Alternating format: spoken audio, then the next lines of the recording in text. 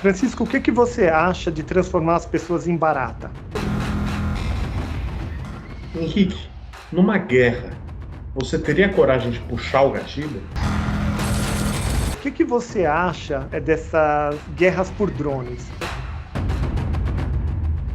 Você acha que hoje em dia a desumanização ela está em um grau maior ou menor do que antigamente?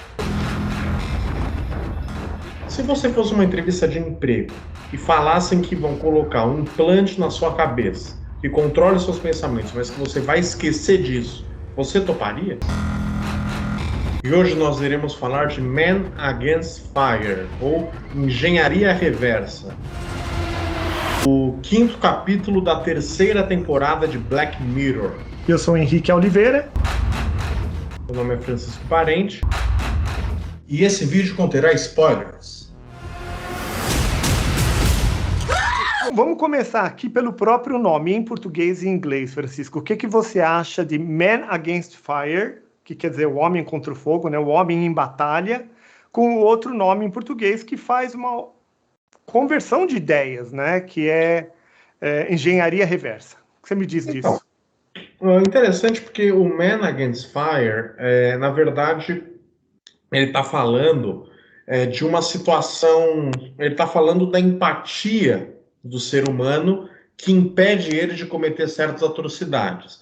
E em determinado momento do episódio, essa qualidade do homem contra o fogo, homem contra a guerra, contra o embate, é uma coisa que prejudicou muito os resultados militares em guerras muito importantes. Né? Até tem um momento que o gênio do mal lá, o vilãozão, ele fala, né? Em plena Segunda Guerra Mundial, o destino da humanidade em jogo, e mesmo assim era a minoria das armas que eram disparadas. Muitos soldados não tinham coragem ou erravam de propósito, só para não pegar mal, assim, né? Então, aí, né, então, o Man Against Fire é uma questão ontológica, uma questão do próprio ser humano que tenta ser corrigida com aquela tecnologia de controle da mente. Enquanto que o Engenharia Reversa, eu acho que é um título assim, com menos camadas, eu acho que ele não é tão profundo quanto o Man Against Fire, porque ele está falando basicamente de uma reprogramação de um soldado dentro de um sistema maior e o atrito que isso gera dentro da própria corporação e as consequências da reprogramação dentro dessa estrutura hierárquica, tecnológica, né, que é esse exército do episódio do Black Mirror. Né? Então, eu acho que o título em inglês ele tem mais camada de análise. O que você achou? Eu gostaria de falar sobre isso, porque a gente nunca fez esse tipo de análise, que é da questão dos nomes. A tradução do nome acaba levando o espectador para um lugar muito diferente. O recorte ideológico, às vezes, vai para um lugar diferente. Realmente é o que você falou. Man Against Fire é o homem contra a luta que procura representar nesse episódio. Já a ideia de engenharia reversa, você precisa entender o filme para entender a subcamada que ele está querendo dizer. Recorta o filme, o episódio em outro lugar. E isso é curioso, porque todos os filmes quase que a gente assiste têm uma tradução e existe essa liberdade meio poética de jogar o nome onde quiser. Então, o tradutor que acaba tendo esse poder, o que você acha disso? Porque isso acontece em todos os filmes. Você acha que acerta mais, erra mais? Porque tem cada nome que dão que às vezes você fala, nossa, nada a ver, né? Closer, perto demais. Taxi driver, o motorista de táxi. Nossa, isso que é inspiração, né? Então, eu acho que assim, eu acho que a reinterpretação, ela é válida, entendeu? Principalmente quando você tem essa postura de tradutor.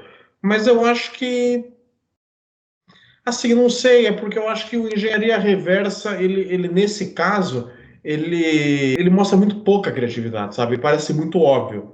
Tipo, olha, isso aqui vai tratar de engenharia reversa. Não, isso trata de outra coisa, muito mais profundo, entendeu? Isso vai tratar sobre a empatia humana.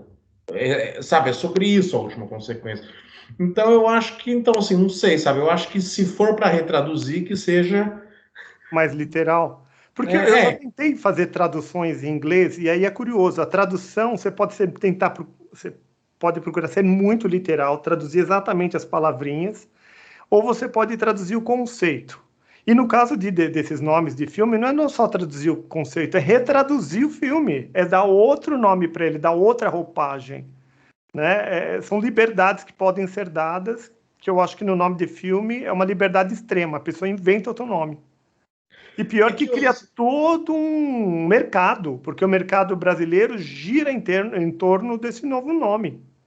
Então, é que eu acho que é um modo, assim, de tentar deixar o debate mais palatável, entendeu? E não tão, assim, abstrato, sabe? Tipo, como assim? O homem contra a guerra, né? Não sou a Peraí. português, sou outra coisa. Um homem contra fogo, né? Assim, não fica muito bom, sabe?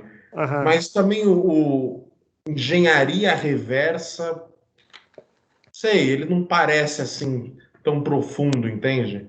Uhum. Não, que nem tem uns títulos de filme que matam completamente.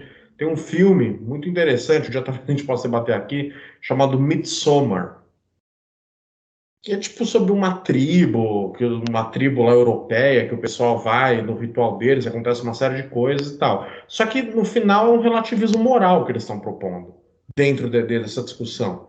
E aí o título é Midsommar, o mal não espera a noite. Um título super maniqueísta, entendeu? Estragou a proposta do filme. O cara tá vendendo como um filme de terror convencional, e é o contrário, é um filme que relativiza valores, entendeu? Então eu acho que assim, se for para estragar desse jeito, é melhor traduzir literalmente, né? Sei. O que eu também gostaria de comentar é que eu sempre assisto os vídeos do pessoal fazendo críticas e explicando o filme ou dando outros pareceres sobre o episódio. E aí eu ouvi gente dizendo que esse episódio foi criado em cima de um livro que chamava Man Against Fire. Então, nessa história existia um entendimento de que é um estudo do cara, que eu não sei se é tão científico assim, mas é um estudo do cara que procurava ser muito científico, de que realmente os homens iam até a Primeira Guerra Mundial, acho que até talvez parte da Segunda Guerra Mundial, eles não atiravam no inimigo, que é o que o cara relata lá. Então, o livro, o texto original dizia isso, né, que os soldados iam para a batalha e por essa humanidade eles simplesmente não atiravam no outro. E que depois isso foi entendido pelas inteligências dos exércitos mundiais e que já no Vietnã já mudou totalmente a figura, já começou totalmente um novo treinamento de colocar realmente figuras de soldados inimigos e você treinar de uma forma que criasse alguma coisa, um mecanismo corporal reflexo, sabe? Uma coisa que você mata e depois você pensa o que aconteceu. Você não entra em questões existenciais filosóficas, você mata, porque você tá treinado. É que nem tocar piano, você não pensa aquele monte de coisa. Depois que você treinou muito, se torna um mecanismo reflexo. E aí sim, nessas últimas guerras, sim, existe isso. A pessoa está lá em confronto, ele mata, depois que ele pensa. E antigamente não. Primeiro ele entrava nessa questão pessoal, de humanidade, de empatia, como que eu posso atirar num outro ser humano. E o que você acha? Que é Então, eu acho real, que esse estudo tem fundamento, que é por aí? Então, acho muito interessante porque tem um, né, até ele comenta no episódio, ele fala do Vietnã já melhorou um pouco, né? Já foi para 80%. Uhum. Melhorou um pouco, de 15 foi para 80, né? Tipo, o E cara quer 100%. melhora enorme, né? Eu lembrei até de um filme que se passa, que fala justamente dessa desumanização no Vietnã, chamado Nascido para Matar, ou em inglês Full Metal Jacket, né? Que é a cápsula de bala que quer dizer que cada soldado é uma bala que você manda em cima e eles são descartáveis, né? Aham. Um título muito mais interessante que essa de passagem. É, né, e ele fala dessa desumanização, né? E assim, eu acho muito interessante porque eu acho que assim, por detrás tá um debate de tipo assim, a gente não quer que você pergunte o que você vai fazer. Porque a gente já decidiu o que você tem que fazer. Você só tem que fazer. Entendeu? Tipo assim, o cara que tá ali, ele não tem que debater questões morais. Espera, vamos propor uma votação? Pera, a gente quer guerra mesmo? Por que a gente não faz uma O que ele PEC? fez para mim, para eu ter de matar ele, né? Peraí, sabe? Vamos negociar uma rendição amigável, sabe?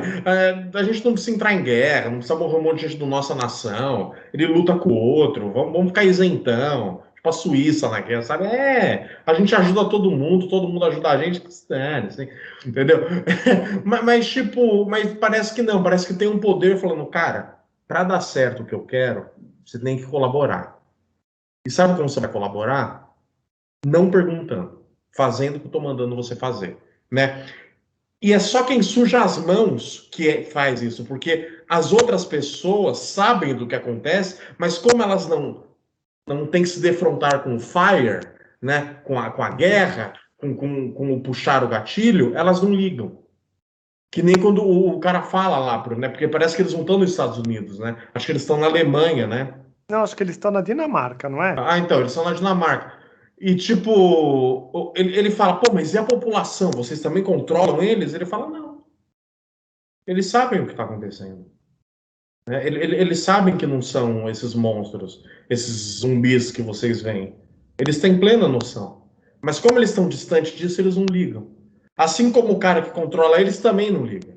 Não, mas Né? espera aí, eu acho que não é bem assim, porque tem uma das falas lá que diz que o pessoal da aldeia, eles têm também outro tipo de narrativa. Eles não têm esse implante dentro do cérebro, mas eles recebem a informação que aqueles seres são seres horrendos, asquerosos, que carregam doenças.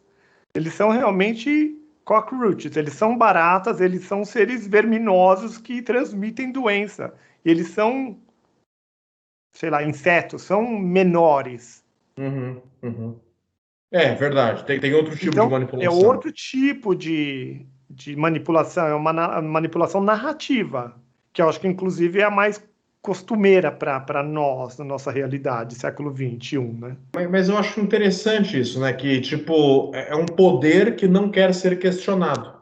E de novo, eu lembrei do nosso último debate. E ele te coloca numa situação que não tem como você não colaborar.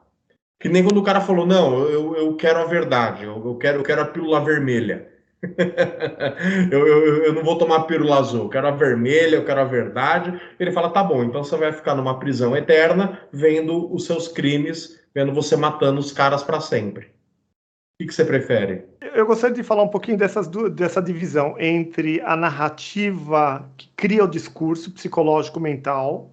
Então, por exemplo, numa época da escravidão, há 120, 130 anos atrás, o Brasil vivia uma escravidão. Existia uma narrativa que era normal o negro ser escravizado. Então, aquilo faz parte de uma coisa que é normal. Então, quem é branco já está num status de melhor, de superioridade, e vive naquela condição. E existe essa história do implante que realmente nega totalmente, né, obscurece totalmente a consciência do outro. São duas formas de manipulação. Né? Então, o Black Mirror tem meio que essa função de mostrar que a tecnologia consegue avançar mais no processo de, talvez, de controle. Então, uma das coisas que eu tenho percebido, que me pega nesses filmes, nesses episódios que a gente tem debatido, é a quantidade de controle e a impotência do indivíduo cada vez menos podendo, né? Podendo cada vez menos, ele cada vez mais é controlado. Você vê esse cara, depois que ele coloca o implante na cabeça, que ele escolhe de uma forma totalmente Alienada? alienada, não quero nem saber, que se dane, depois ele está totalmente vincado com um processo complexo. Porque é o que nem você falou, ele não tem mais escapatória. Por que escapatória que ele tinha? Mesmo ele querendo tirar o implante depois ou lidar com a realidade, o sistema nem dá. Que opção que ele tem de realmente ficar vendo o crime dele sem parar? Aquilo é uma espécie de tortura, né? Você prefere voltar lá e continuar matando outros seres E esquecer que você sabe disso. e esquecer que você sabe disso, porque só esquecendo que você sabe disso é que você consegue ser tão eficiente? Ou você quer ser torturado eternamente? Que proposta que é essa também? Isso daí é proposta do diabo. Isso daí é proposta do diabo.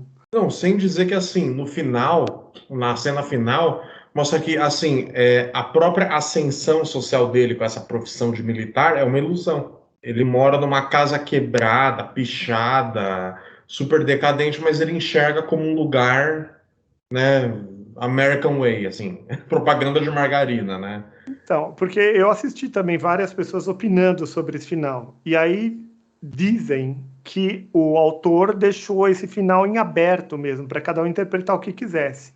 Porque realmente ele está agora mais velho, todo condecorado, com as insígnias, etc e tal, e ele chega na casa dele. Aí ele chega na casa dele, quem está lá? Uma casa, pode ser grande, pode não ser grande, pode ser bonita ou não ser bonita, mas ela é solitária, não tem ninguém. E a imagem que ele projeta na casa é aqueles que ele dava no sonho dele, que era uma espécie de uma recompensa. Quanto mais você matar, mais você tem noites maravilhosas de sexo e tudo mais. Se você não é muito eficiente, você, sabe? É um sistema de premiação, é que nem os jogos de videogame. Os jogos de videogame são assim: se você é eficiente, você vai ganhar mais prêmios. Se você não é eficiente, você não vai ganhando prêmio. E aí, no final da vida, você chega lá na tua casa sozinho, meio que um vazio. Mas Ou ele não não. sabe Ou, disso. mas você conseguiu uma casa, porque se você não tivesse trilhado esse caminho, que caminho você teria trilhado? Não, mas ele não sabe disso. Ele acha que ele tá lá com aquela mulher dos sonhos irresistível, né? Mas Aquela será que. mulher. Não, mas isso daí não diz no filme, né? Porque você vê a Não, imagem, aparece e some, aparece e some. Aquela mulher linda que era o sonho de beleza e de tudo, de sexualidade, aquilo foi criado para ele. então, Nem sei se mas ele quando vai ele ter chega na mais. casa, ela tá lá esperando ele, né? Não, Ela ela. até. Aquilo. Então, por isso que eu digo, o final é dúbio. Talvez ele esteja projetando que agora completou. Eu trabalhei uma vida inteira, agora eu chego na minha casa e aí está aí a casa e a mulher. Mas a mulher, só se eles dão um ok no implante e a mulher ficar virando. Porque eu acho que ela não existe fisicamente. Então, ela não existe, né? Só que ele acha que ela existe, né? Que ela caminha em direção a ele e aí as câmeras afastam e mostra a realidade e não tem ninguém vindo em direção a ele. Então, mas aí, então, por isso que o final é aberto. É. Realmente não se sabe o que acontece, porque uma vez que você viveu uma vida enlatada, uma vida inteira, acho que nada mais justo do que eles do exército acionarem a mulher toda noite para ele, porque. Não, e assim, é muito louco também isso que eu tava pensando, que assim, o Freud, ele tem um texto, né, chamado Psicologia das Massas e o Eu. E ele fala que algumas instituições, tipo o exército, a igreja, eles não gostam da formação de casais, porque esse laço libidinoso entre os casais poderia ser mais forte do que o laço com a instituição. Então, Uhum. por isso que, por exemplo, as mulheres são barradas, ou os homens e as mulheres são separados em muitas instituições, para que eles não formem um laço mais potente do que a instituição. E nesse exército tem mulheres presentes. Eles são colegas. Mas para eles não se envolverem, eles criam essas ilusões para falar: ó, você vai se realizar sexualmente aqui, no sonho, na noite. Você não vai ficar com a sua coleguinha, né? Não, isso é curioso, eu não tinha pensado muito, mas ali, se você for ver no dormitório, não tem distinção, né? Um homem, É. uma mulher, um homem, um homem. Então, eles estão todos juntos. Eles praticamente, eu não sei se eles vão interagir sexualmente ou tentar interagir, uma vez que eles estão tão bem alimentados ou bem supridos no mundo interno da fantasia. E é muito louco também, porque quando eles estão no sonho transando, o dedo deles fica assim, né? Não, Como se então, eles estivessem disparando, né? A arma, né? você achou que era arma aquilo lá? Porque aquilo ali eu fiquei imaginando que era tipo um implante e é tipo um negócio reflexo que fica o dia inteiro, sabe? Tipo, todo mundo vai assistir o mesmo filminho, cada um sob medida, porque a figura sexual que cada um tem, o sistema provê, né? Então, então, mas todo mundo lá, todo mundo transando, todo mundo na orgia. Se você se saiu bem, então a orgia é completa. Se você não saiu muito bem, você fica só com com umas migalhas, assim, sexuais. Eu não sei, é um mundo assustador, né? Que o Black Mirror faz exatamente isso, ele assusta, né?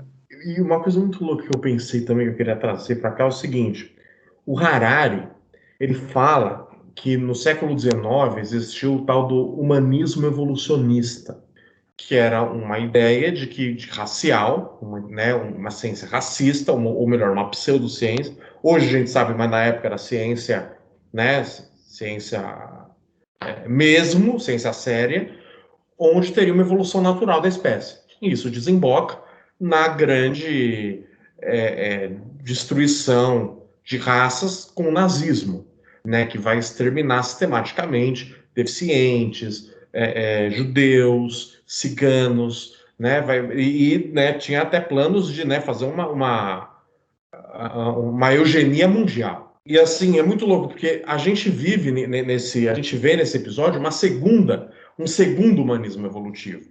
Mas ele não é mais racista porque o racismo não tem fundamento. Ele não é sexista porque o sexismo não tem fundamento. Mas ele ataca as pessoas que têm disfunções genéticas. Então, é racismo isso? O que é isso? Porque o que acontece na época de Hitler, eu lembro de um dos discursos dele é que, por exemplo, a sociedade deveria ser pura, que eles trazem também nisso, né? Acho que inclusive é um dos focos centrais desse episódio, né? Puro e quando ele está fazendo exercício lá, puro e perfeito, alguma coisa assim. E os, por exemplo, deficientes físicos não produzem para a sociedade, eles não contribuem com a sociedade, eles levam recursos da sociedade. Então, essas pessoas que são deficientes físicos ou com uma doença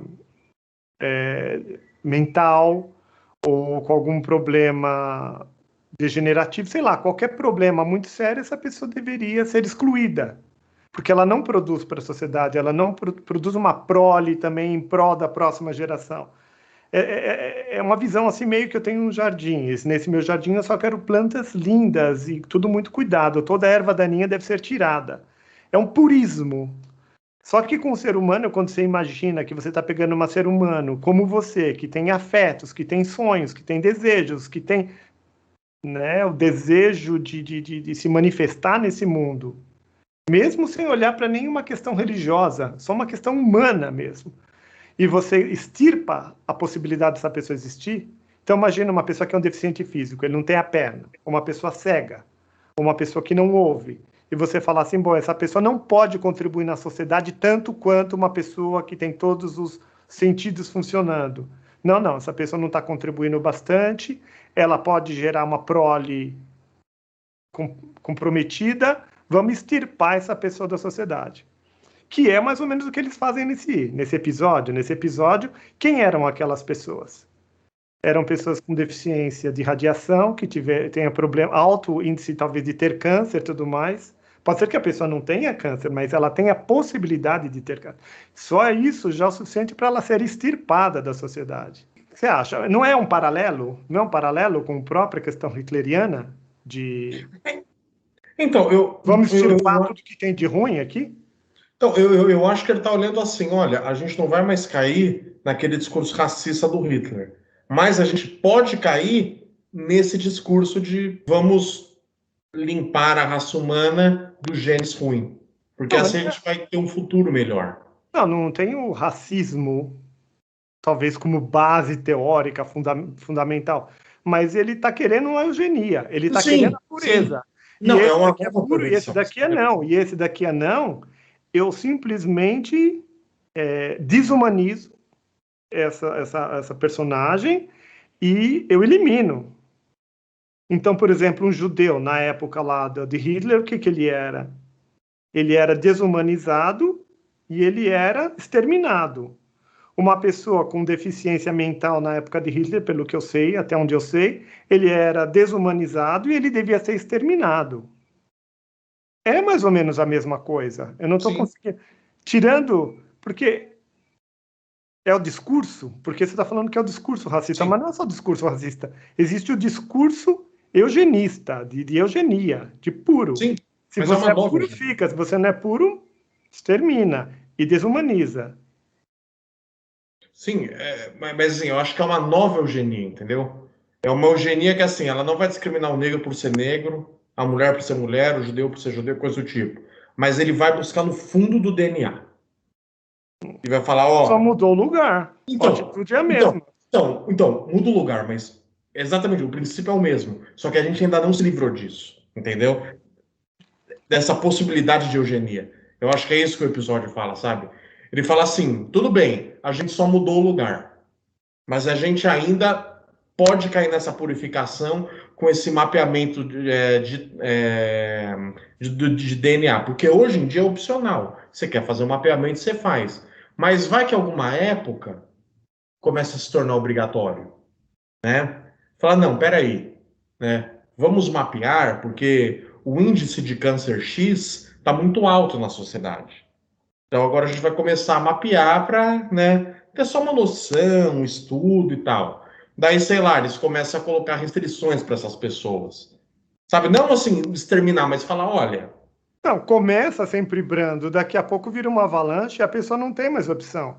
A própria isso, filme Gattaca que a gente discutiu era exatamente isso. Ali era uma divisão de classes, as pessoas que tinham os genes totalmente puros, os mais ou menos, e eles iam ganhar lugares na sociedade. Admirável Mundo Novo de Aldous Huxley também é isso, né? Dependendo da pureza ou do nível, você fica numa hierarquia de poder dentro da sociedade. E se você não é tão puro assim, ou tem doenças dentro de você, você fica na última instância. Você fica ali para ser trabalhador operário. Agora, nessa questão aí, não é nem ser operário, você é morto. Você é tão ruim que não serve para nada, nem para varrer. vai que você se reproduz, né? Não, Tem que pior. cortar o mal pela raiz, né? Eu gostaria de trazer também uma coisa assim, que a primeira coisa que esse episódio me tocou foi a questão, tem um filme chamado Hotel Ruanda. Não sei se você já ouviu falar. Já. Hotel Ruanda, eu vou fazer um spoiler do Hotel Ruanda aqui. Ele é um filme que retrata o que aconteceu com um povo africano que era de dominação francesa ou belga, eu acho, e que quando os belgas saíram de lá, eles tinham deixado duas narrativas muito claras, que existiam duas etnias muito diferentes, os Tutsis e os Hutus, e que eles eram diferentes e eles tinham qualidades diferentes e que eles deveriam ser segregados ali. E aí o que aconteceu? Quando saiu o poder militar, saiu o poder, esse poder belga que estava lá controlando o sistema, eles simplesmente se estranharam e começaram a lutar. E os Hutus se acreditaram raça superior ali frente aos outros. E dentro de uma população que quase não existia distinção entre eles, então, antes da colonização francesa ou da dominação francesa, eles eram todos imbricados. De repente, eles foram segregados por uma narrativa e eles se tornaram, esses dois entes separados, um lutaram contra o outro, existe uma chacina e uma limpeza étnica. Os Hutus mataram, assim, milhões, né, que é o que conta nesse filme. Então, esse filme, eu lembro que quando eu assisti, que é um filme antigo já, nossa, me deixou muito impactado, porque é exatamente isso. A narrativa é capaz de construir e dar poder, empoderar de tal forma que o outro vai lá, mata o outro, né, numa boa. Não, eu lembro, vi umas cenas desse filme, os caras eles vão lá com um facão matar, né? A maioria era na base do facão, então assim, não tem empatia nenhuma, né, com o outro, né? O outro é realmente um ser desprezível que deve ser exterminado. Não há empatia alguma. Então, mas aí que é curioso, porque a narrativa, ela, dependendo do poder que ela ganha, ele te empodera de tal forma que você mata o outro. Eu estou bem, eu estou me sentindo ótimo, estrelinha para mim, vou para minha casa e janto com a minha família. Eu sempre imagino essa ideia, porque eu acho muito assim, você não ter crise de consciência nenhuma. A chancela narrativa é tão forte que você volta para tua casa, deita na banheira e fuma um charuto, cara. É bem aquela cena. Bate a meta. Você tá com tudo. Fazer aquilo matar o outro foi 10. Então, as narrativas têm esse poder. E agora, indo nesse episódio, mais do que tudo, é você ver o outro como inseto. Que é mais ou menos, por exemplo, como os Hutus e os Tutsis. Para você pegar um facão e matar o outro no facão, porque acho que quanto mais pessoal é a morte, a facada e tudo mais, eu acho que mais mais você tem que estar empoderado, Você tem que estar acreditando que aquilo é certo, que é o que o cara diz. Ele mata lá o monstro lá e acha que tá tudo certo, que é perfeito, o que ele fez foi ótimo. Ele volta para casa dele, dorme, tudo bem. Mas ele tá com o implante na cabeça. Então, como as narrativas são fortes e dizem, né? Então isso daí parece que avaliza ainda mais uma vez o Harari, porque o Harari fala muito disso, né? É muito louco também, porque assim, essa coisa da desumanização, eu também penso assim muito na Segunda Guerra Mundial e no processo tecnológico, né, de cá para lá. Porque agora muitas guerras, né, na Segunda Guerra Mundial, o extermínio dos judeus, em certo momento, ele não era mais assim, enfileira todo mundo e fuzila. Abre uma vala aí, vão matando e vão... Não, era, vamos colocar eles numa câmara de gás, a gente fecha eles lá, a gente aperta um botão, eles morrem, a gente pega os próprios judeus e falam, limpa a bagunça. O que você fez? Você apertou um botão e preencheu uma ficha burocrática. Não tem contato com o outro. Hoje em dia, muitas guerras são o quê? Drone. Você não vai explodir uma pessoa ali, você vai apertar um botão, você vai ver uma tela, daí tem um negocinho, aqui que é para tirar. Você aperta um botão, aparece uma luzinha, missão cumprida, né? Fizemos o que tínhamos que fazer. Daí se acontece algum erro, você manda uma nota de desculpa. Ah, foi mal. Infelizmente, né? A gente Eu acabou matei explodindo. 500 pessoas por engano. Desculpa, nós nos arrependemos. Esses erros acontecem, a gente vai indenizar as famílias, né? E o que você acha assim desse processo tecnológico que vai afastando? Que em vez de sujar a mão de sangue, você suja com tinta de caneta, sabe? Você acha que Porque eu acho que é curioso. Isso é uma evolução da tecnologia e do homem e da forma de lidar com as diferenças, né? Você se esconde atrás das várias camadas. Então, tem uma série de TV chamada Homeland, que rola aí, acho que está no Netflix também, e ela mostra, tem vários episódios que eles mostram a pessoa lá no Texas, nos Estados Unidos, trabalhando numa cabine de operação de drone. Ele recebe a instrução para simplesmente destruir lá um lugar, um ataque no Afeganistão, alguma coisa assim. O cara atira, aperta o botão lá, ele não foi ele que escolheu, ele é só o apertador de botão, ele apertou o negócio, o míssil foi. E aí o que é curioso é que ele sai lá da cabine dele e fuma um cigarro. Tem várias cenas que são desse tipo, sabe? Assim, é tipo muito fuma um cigarro, sai dali e mostra ele indo nos Estados Unidos lá numa lanchonete pedindo um hambúrguer. Quer dizer, ele não se distanciou dele, da cultura dele, ele não se apropriou do entendimento do quem é o outro, como é o outro. Ele é só uma engrenagem num sistema muito maior e ele não se desvincula de nada. Porque era muito antigamente, por exemplo, nas guerras, a pessoa tinha que ir lá com a faca, com o fuzil, matar o outro. Aquilo era se entregar para um novo processo. Inclusive, aqui no Brasil tem a história do Lamarca, não sei se você sabe, que ele foi lá em várias guerras, né, acho que era um tenente brasileiro, que ele foi participar de várias guerras enviadas pelo exército brasileiro. Quando ele voltou de lá, ele começou a questionar tudo o que tinha acontecido. Que guerra era essa? Quem escolheu isso? Por que eu fui matar aquelas pessoas? Ele teve uma crise de consciência.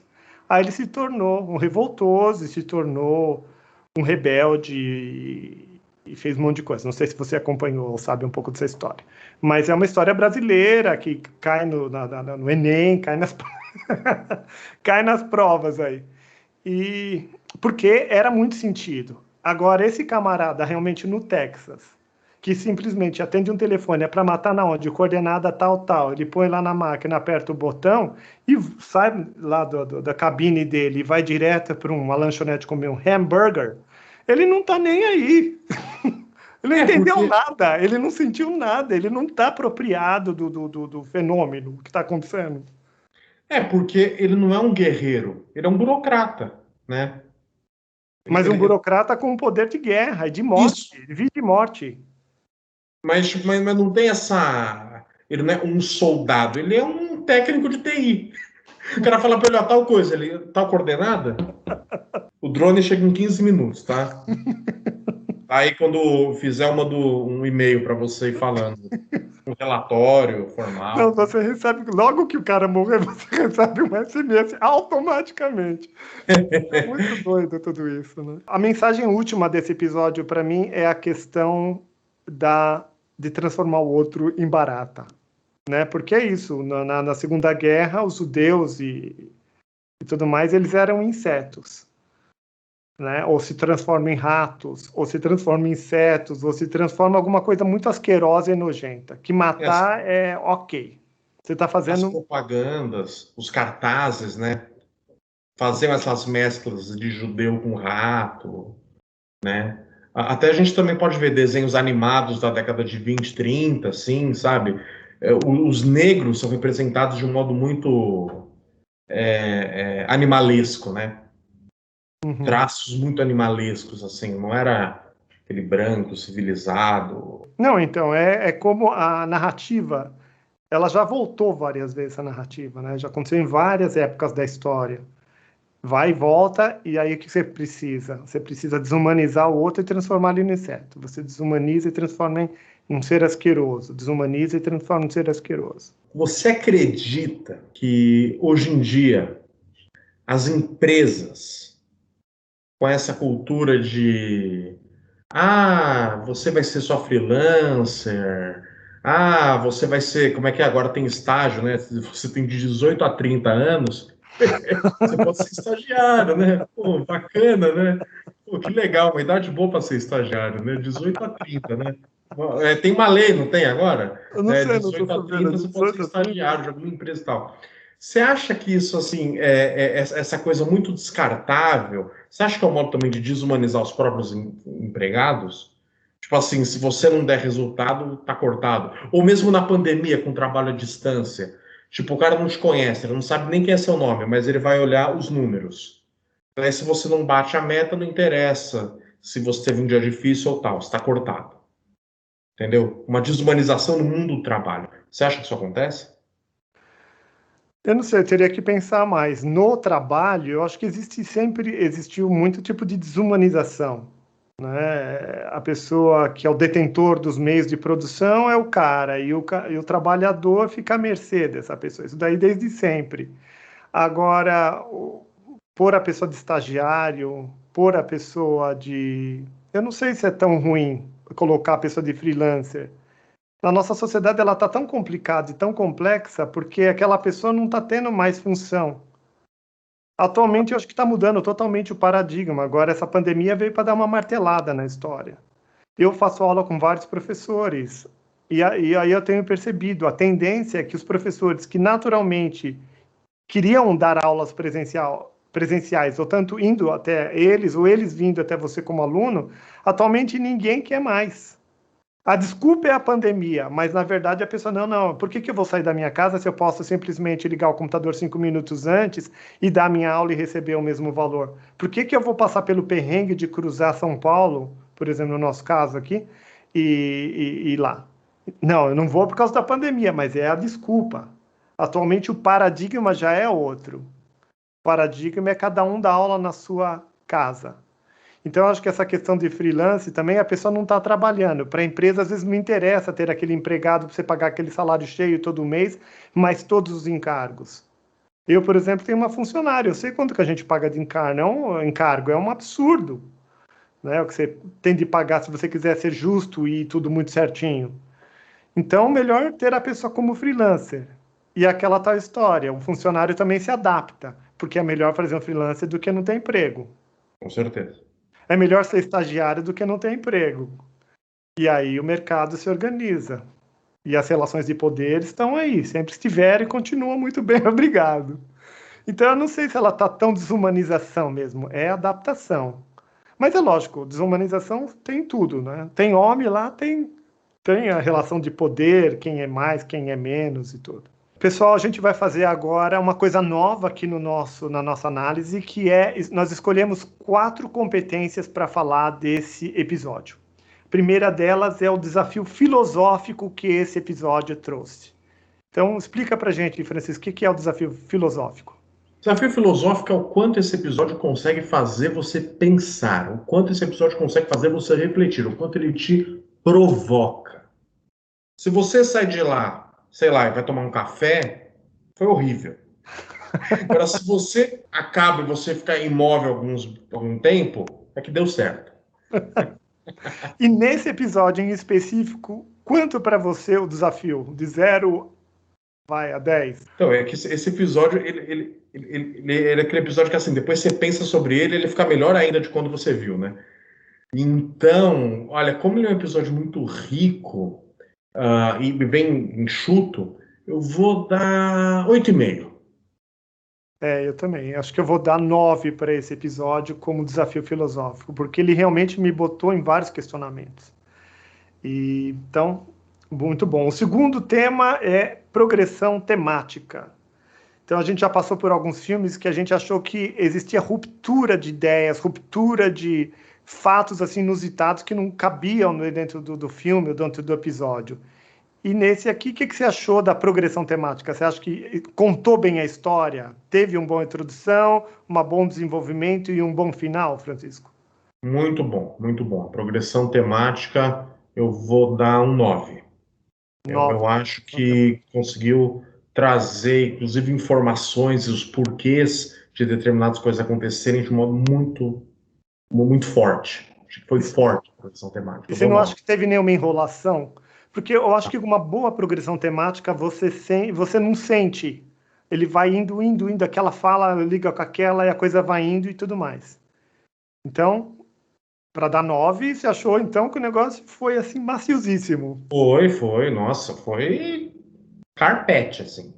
Uma Tá bom. delícia. Eu não sei, não, você deu quanto? 9? Ah, eu 9. dou 8 para progressão temática. Eu tenho uma sensações do filme também. Então, por exemplo, quando chega naqueles momentos que eles estão atirando nos alvos, eu tenho uma sensação de perdeu velocidade. Você está indo numa velocidade, perdeu e depois vai. Faz sentido, ela tem sua razão de ser, mas perde velocidade. Mas nota 8 também é porque eu adorei, né? Tá muito bom, passou de ano com louvor, né? E outra coisa é a direção de arte. Explica pra gente, Francisco, direção de arte. Então, a direção de arte, quando a gente fala de ficção científica, ela tem um peso maior, porque a ficção científica geralmente ela imagina, né, coisas que já existem no nosso mundo assim, de modo embrionário, ou que poderão existir, e essa coisa ela tem um design, ela tem uma forma específica. Então, a direção de arte ela é sempre muito cara à ficção científica, porque é aí que reside justamente a criatividade do filme, né? A gente sempre lembra de um robô, uma tecnologia, então por isso que o design, a cenografia, o figurino é muito importante. A gente decidiu colocar isso como um elemento assim a ser digno de nota, né? A direção de arte, eu achei ela muito interessante, né? Mas assim, ao mesmo tempo que ela foi criativa, ela foi assim econômica, porque ela não quis se distanciar muito do que a gente tem hoje, tipo do exército, as armas, a roupagem. Então, acho que assim, ao mesmo tempo que ela não foi tão criativa, tem uma razão de não ser criativa, porque ela quer mostrar que ela está mais perto do que de fato ela estaria, né? Então, eu vou dar 9 também. 9. 9 também. 9 tá legal. Tá. Eu gostei também muito, gostei de tudo, da sala branca, gostei da ideia do 3D, dos personagens, dos figurinos, como você falou, realmente eles procuram retratar alguma coisa próxima a gente, para a gente ter mais empatia com todo o processo, toda a história que está sendo contada, e eu dou 8, que também é uma notona, né? Você deu uma notaça pro episódio.